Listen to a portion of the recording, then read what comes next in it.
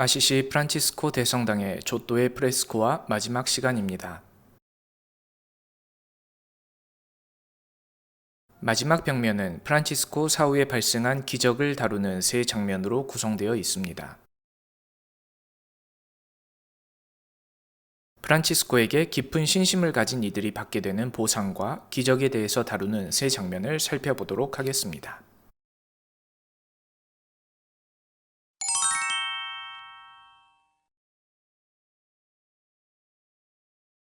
프란치스코 생애의 28개 연작을 조또의 프레스코아라고 지칭하고는 있지만 모든 작품을 조또가 처음부터 끝까지 완성한 것은 아닙니다. 특히 프란치스코의 죽음을 다루는 장면인 20번부터는 조또의 개입이 많이 줄어든 것으로 판단을 하는데 마지막 세 장면은 아예 다른 작가의 이름이 거론됩니다. 마지막 세 장면은 마이스트로 델라 산타 체칠리아의 손에 그려졌으며 반대쪽의 프레스코와 첫 번째 그림도 그의 것으로 추정합니다. 작가의 이름을 이렇게 부르는 것은 작가의 대표 작품이 우피치 박물관의 한 목판 작품, 곧 성녀 체칠리아에 관한 것이기 때문입니다. 이 세 장면은 바로 위에 있는 두 개의 기적 장면, 곧 예수님의 카나의 기적과 라자로를 살리는 기적과 정확하게 연결이 되어 있습니다.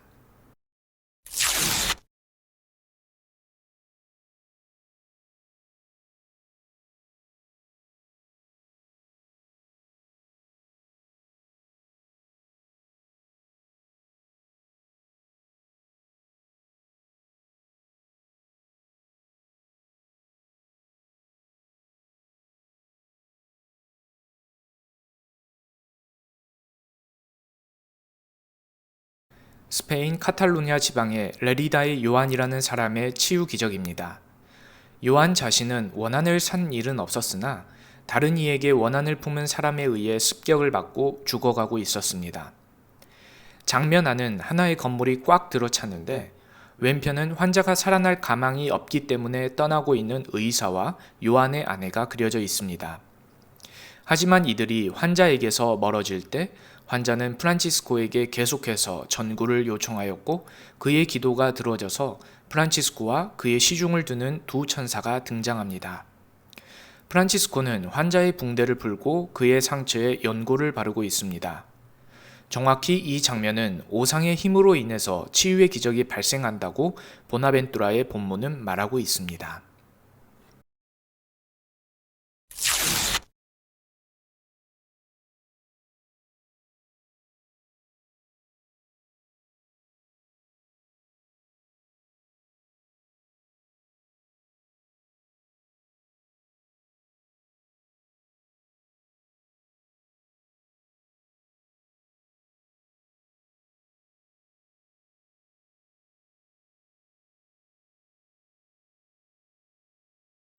이탈리아 깜파니아의 몬테 마라노에서 발생한 부활한 여인의 고백이라는 장면입니다. 이 장면에서도 장면을 꽉 채운 집 한 채가 그려져 있는데 앞 장면과는 달리 프란치스코는 이 장소에 발현하지 않았고 왼쪽 위 건물 밖에 그려져 있습니다. 여인은 죽었기 때문에 이 세상에서는 그녀의 장례가 한창 진행 중이었습니다. 하지만 이 여인은 자신의 죄를 고해하지 않고 죽었기 때문에 영원한 생명에 들어가지 못하는 또 다른 죽음이라는 운명에 처해지게 되었습니다. 하지만 이 여인은 프란치스코가 살아있을 때 그에게 헌신적이었던 공로로 성인이 된 프란치스코가 그녀를 위해 그리스도에게 탄원을 드리게 되었습니다. 여인은 고해를 위해서 잠시 되살아나게 되었고 한 프란치스칸 사제에게 자신의 죄를 고해하게 되었습니다. 이 장면 위에는 악마가 그녀의 영혼을 데려가지 못하도록 천사가 악마를 쫓아내고 있습니다.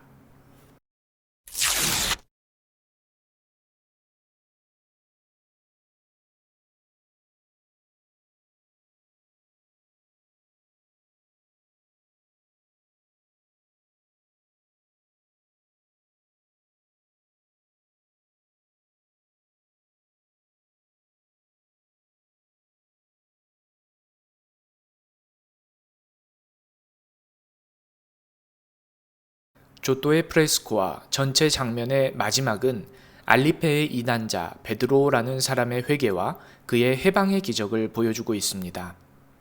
로마에서 붙잡힌 베드로는 티볼리의 주교 안토니오 콜론나에게 넘겨지게 되는데 주교는 그를 감옥 깊숙한 곳에 가두게 됩니다. 감옥에 갇힌 이단자는 프란치스코의 축일에 성인에게 기도하며 회개하였고 프란치스코는 이 사람을 불쌍히 여겨서 그를 해방시키는 기적이 일어나게 합니다. 이단자였던 베드로가 풀려나는 이야기의 모티브는 사도행전의 사도들의 해방 기적이라고 할 수 있겠습니다.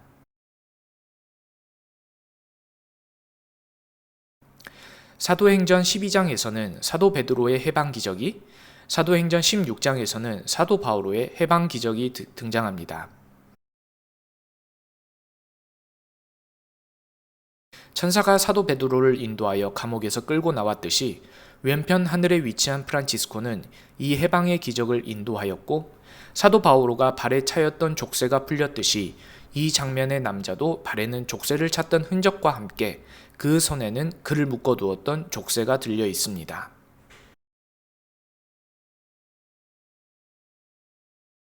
이 장면에서 눈여겨볼 것은 배경에 있는 독특한 유형의 두 개의 건물입니다. 오른쪽 감옥의 상단의 기둥은 로마의 트라이아누스 원주를 연상시키지만 실제로 이러한 모습의 건물이 존재하였을지에 대해서는 현재로서는 식별해내기 어렵다라고 합니다. 사람들이 이 장면을 두고 이러한 고민에 빠지게 된 이유는 맞은편 장면에서의 건물들은 매우 사실적인 것이며 아시시 광장에서 찾아볼 수 있는 것이기 때문입니다. 작가가 이러한 건물들이 실제 존재해서 그렸던 것이든 아니면 작가의 상상 속에서 창작해낸 것이든 마주보는 장면의 배경에 건물을 묘사하겠다라는 대칭 구조를 의도한 것으로 보입니다.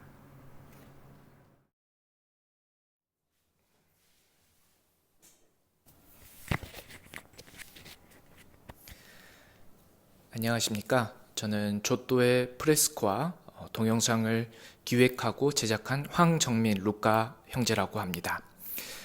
이것으로 조또의 프란치스코 생애 28개 연작에 대한 설명을 마치도록 하겠습니다. 조또가 프란치스코의 생애를 최초로 예술로 표현한 사람은 아닙니다. 첫 번째 영상에서 말씀드렸다시피 최초의 그림은 1228년 베네딕토의 한 수도원에서 발견이 되고 그 이후로는 의뢰를 받은 작가들이 주로 판네라의 형태로 프란치스코를 표현하였습니다. 지금까지 설명한 조또의 프레스코화는 13세기 말 곧 1290년대의 작품으로서 70여 년 정도의 도상학적인 발전을 거쳐온 것이다 라고 말할 수 있겠습니다. 하지만 이 조또의 프레스코화는 작가 조또가 지니고 있는 예술사적인 위치, 곧 그는 르네상스의 선구자, 서양 회화의 아버지라는 사람으로 불리고 있고요. 그러한 작가가 표현해낸 작품의 예술성, 28개나 될 정도로 작품의 방대함, 그리고 제가 영상을 통해서 설명해왔던 작품이 내포하고 있는 도상학적 의미 등 때문에 조또의 프란치스코 생애는 프란치스칸 예술의 범주 안에서는 가장 탁월한 위치를 차지하고 있다라고 말할 수 있겠습니다. 그리고 또한 프란치스칸의 가장 주된 원천인 프란치스코의 글과 프란치스코의 성인전에 비교될 수는 없겠지만은 이 28개의 작품도 프란치스칸 사상의 한 원천으로서의 가치를 지니고 있기 때문에 프란치스칸 영성을 공부하고 배우는데 조금의 도움은 될 수 있을 것이다 라고 생각합니다. 제가 이 11개의 영상을 통해서 프란치스칸 영성의 전체를 설명한 것도 아니고 조또의 그림을 완벽하게 분석하고 파악해내고 설명해내는 것은 불가능하다라고 생각합니다. 하지만 유튜브라는 영상 매체를 통해서 많은 사람들이 프란치스코의 영성과 조또의 그림에 조금 더 쉽게 다가갈 수 있는 도구가 되기를 바랍니다. 지금까지 제 영상을 시청해주신 모든 분들께 감사드리며 또한 이 영상이 하나의 자료로서 가치가 되어서 앞으로 이 영상을 보게 된 많은 분들께도 감사의 인사를 전합니다. 앞으로도 저희 작은 형제회 한국광구의 유튜브 채널 많이 이용해 주시기 부탁드리겠습니다. 감사합니다.